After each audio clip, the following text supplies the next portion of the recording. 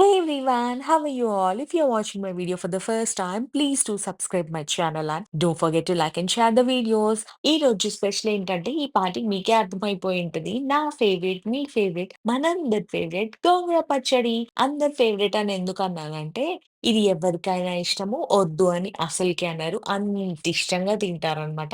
నాకైతే చాలా చాలా ఇష్టం. నేనైతే అన్నం తిన్నాక కూడా ఇంకొంచెం ఒట్టి పచ్చడే యేసుకొని దాన్ని తినుకుంటూ కూర్చుంటాను. లేట్ ఎందుకు ప్రాసెస్ ఏంటి చూపిచ్చేస్తాను.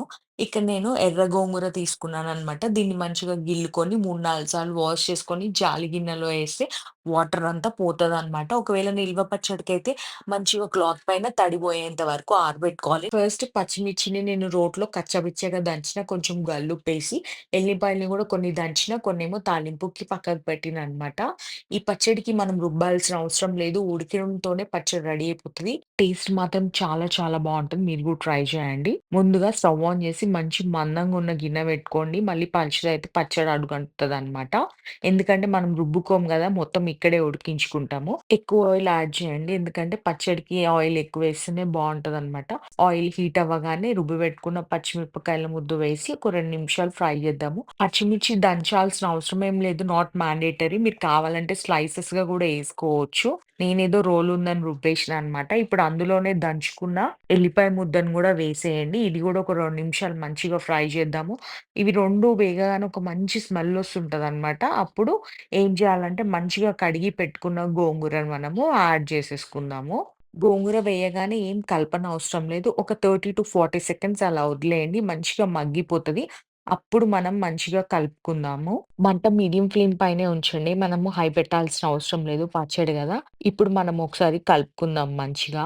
మా ఇంట్లో మాత్రం గోంగూర చేస్తే అది నిల్వ పచ్చడైనా, ఇన్‌స్టంట్ పచ్చడైనా 1 డే లేదంటే 2 డేస్‌లో ఫినిష్ అవ్వాల్సిందే. మా ఇంట్లో అంతగనంగా తింటాం. మా అందరికి చాలా ఇష్టం. And at the same time గోంగూర వల్ల చాలా బెనిఫిట్స్ ఉన్నాయి మన వంటికి. ఇది ఐరన్ అన్నమాట. ఇప్పుడు ఉప్పేసుకుందాము. ఉప్పు చాలా పడతది. ఎందుకంటే గోంగూర అంటేనే పులుపు గదా! పులుపు కారాన్ని, ఉప్పుని లాగేసుకుంటది. ఇప్పుడు లాగడం అంటే దాని కాడలు కట్ జేసినాం గదా! అది ఎలా లాక్కుంటదని మీరు కుళ్ళు జోకులేయకండి. అంటే అందులో కలిసిపోతాయి గదా అన్నీ అలా గుంజుకుంటదనమాట. ఇప్పుడు గుంజుకోవడం అంటే ఎలా అని ఆలోచించకండి. గోంగూర పచ్చడి పైన దృష్టి పెడదాము.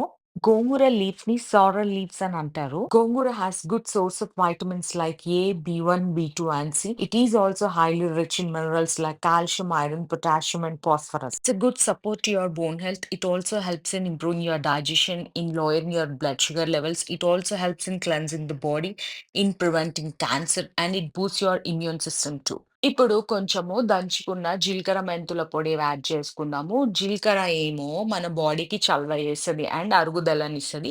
మెంతుల పొడి ఏమో మన బాడీకి వాతం చేయకుండా ఉంటది అన్నమాట.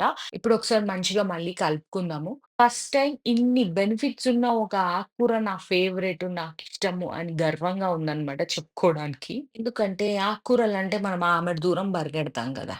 గోంగూర ఇంకా ఫినిష్ అయిపోయినట్టే తాలింపేసుకుందాము. ఒక కడాయి పెట్టుకొని వేడైన తర్వాత ఆయిలేసుకోండి. కొంచెం ఆయిల్ ఎందుకంటే ఆల్రెడీ పచ్చడిలో ఎక్కువేసేసుకున్నాము.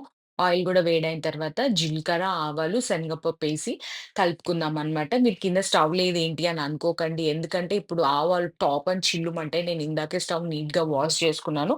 అందుకే తాలింపుకి అలా పక్కకు పెట్టాను. మళ్ళీ దాన్ని స్టవ్ పైకి సెట్ చేషినా చూడండి. ఇప్పుడు మంచిగా చూసిండ్రా? అయినా గూడా స్టవ్ పైన పడింది. మళ్ళీ వాష్ చేస్తే ఏం చేస్తాం నా నీట్‌నెస్ పిచ్చి.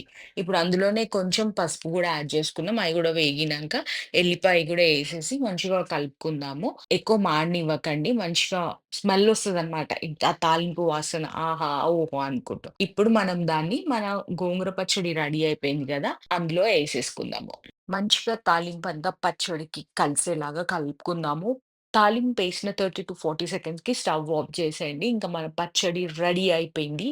వేడి వేడి అన్నంలోకి పచ్చడేసుకొని తింటుంటే ఆ పులుపు, కారం ఆహా! ఎంత బావుంటదంటే చేసిందంతా అప్పుడే అయిపోతది. నేను గ్యారంటీ ఇస్తున్నాను. మీరు గూడా ట్రై చేయండి.